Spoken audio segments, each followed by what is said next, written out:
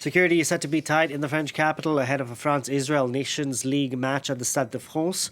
4,000 police officers will be deployed around the Stade de France, with another 1,500 on the city's public transport. Tensions running high following last week's football match in Amsterdam when violence broke out between Israeli fans and pro-Palestinian supporters. For more on this story, we can bring in Paul Smith, Associate Professor in French and Francophone Studies at the University of Nottingham. Thank you so much for joining us here on France 24. Clearly, a lot of security ahead of this highly anticipated match tonight. Who's attending? Well, I suspect there won't be many Israeli supporters, but certainly there will be. We're talking about 25,000 tickets in a very large stadium. But amongst the more prominent supporters, or the most prominent attendees, will be President Macron, as well as the Prime Minister and Macron's immediate predecessors, Nicolas Sarkozy and François Hollande, are due to be attending the match as well.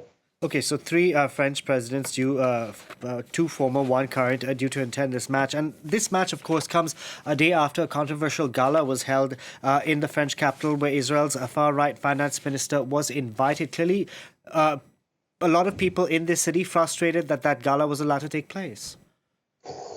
Yes, it's the match, the gala, all taking place against the backdrop, obviously, of what's going on in Gaza, but also that, of course, is generating tensions within France. Yesterday was also the anniversary of the terrorist attacks of 2015, and more broadly speaking, a lot of tension, particularly amongst French Jews, about their position in French society, a rise in the number of anti-Semitic attacks in France. So a very tense situation, generally speaking, in France for French Jews, but also for French Muslims as well. That this is a very difficult political and social backdrop that the match is taking place against.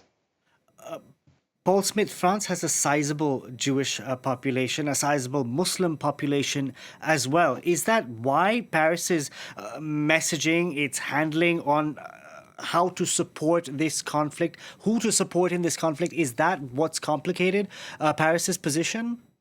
Yes, I think that's part of it. I mean, to go back to where we are in the more general situation, we've seen some shifts in French politics over the last few years, and more generally a sense of anxiety, particularly amongst French Jews, even before the outbreak of the violence in Gaza, that there's a sense of up to a certain point, alienation in France. Very large numbers of French Jews taking Aliyah, the call to return to Israel, 6,000 every year over the last 10 years, a much higher figure than we ever saw before.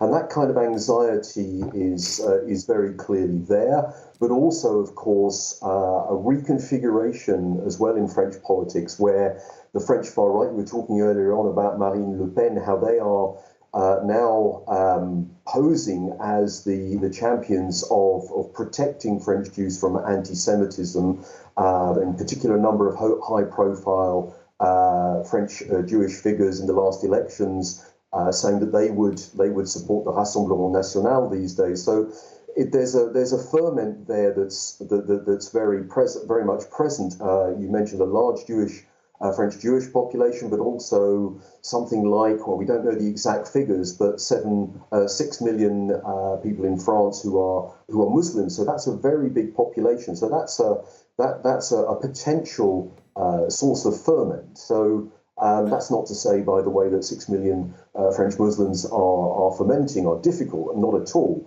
But it is the situation that the government has to respond to.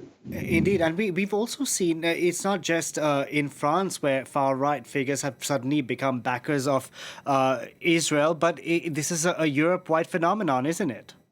Yes, it is, yes. And the support for Israel is the kind of I see it as part of the a sort of knock-on effect of the impact of the Great Replacement theory that a lot of far right-wing leaders are falling in with, and also even figures from the more traditional right, particularly in France but elsewhere, also kind of stating this idea that European civilization has this. They use the expression Judeo-Christian foundation, and that's That's now becoming a very commonplace language for identifying with one particular group within this situation rather than another, and that's emerging more and more.